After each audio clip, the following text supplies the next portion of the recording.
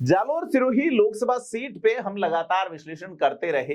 एक दिन हमने एक वीडियो विश्लेषण किया था सिरोही के जिलाध्यक्ष सुरेश कोठारी को लेके कि लाखों के अंतर से जीतने वाली यह सीट क्यों हजारों तक सिमटने वाली है।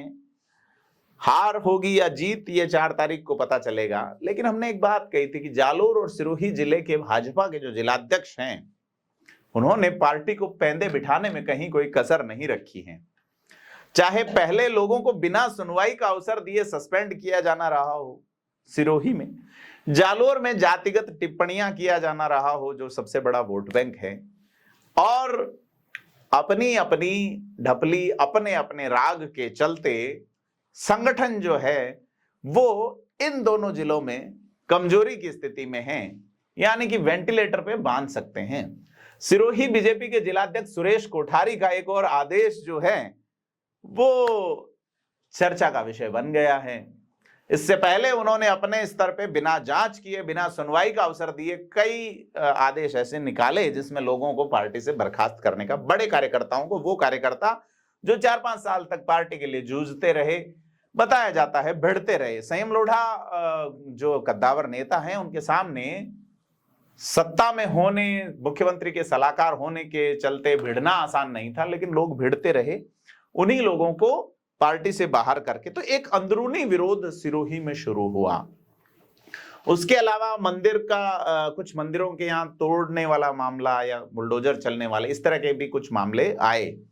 सुरेश कोठारी के खिलाफ प्रदर्शन होते रहे। हम सुरेश कोठारी से मिले भी थे, उनसे बात की, उनका पक्ष भी जाना। बड़े परेशान थे। उनका कहना है कि मेरे खिलाफ एक साजिश जैसा चल रहा है। लेकिन अब उनका कल का आदेश देखें, मतलब 2 दिन पुराना आदेश देखें, जिसमें उन्होंने ओबीसी प्रकोष्ठ के जिलाध्यक्ष को बदल दिया अपने स्तर पे, हार्दिक देवासी को जिलाध्यक्ष नियुक्त कर दिया। आप ये पत्र देखिए कि साहब सुरेश कोठारी जो है वो तय कर रहे हैं बिना प्रदेश आला कमान की मंजूरी लिए कि ओबीसी प्रकोष्ठ के जिलाध्यक्ष कौन होंगे। इसका विरोध हुआ और इसके बाद अब प्रदेश मोर्चा ओबीसी प्रकोष्ठ के प्रदेश अध्यक्ष ने वीटो यूज करते हुए नया आदेश जारी किया है और मौजूदा जिलाध्यक्ष को ही कंटिन्यू किया है। तो कुल मिला के ऐसे आदेशों के कारण सिरोही के जिलाध्यक्ष सुरेश कोठारी विवादों में आ रहे हैं।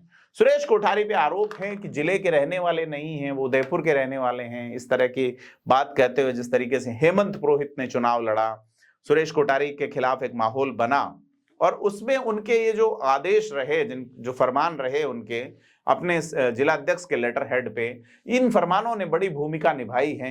देखना यह है कि सिरोही जिले की पॉलिटिक्स में अब चुनाव परिणाम क्या रहता है और इस चुनाव परिणाम में इस तरह की पॉलिटिक्स का असर क्या रहता है और इस असर के बाद में भाजपा क्या कदम उठाती है, यह वक्त बताएगा। उस वक्त पे हम नजर रखेंगे। आपसे अपील है थिंक 360 को सब्सक्राइब करें, आपको अपडेट करते रहेंगे। धन्यवाद।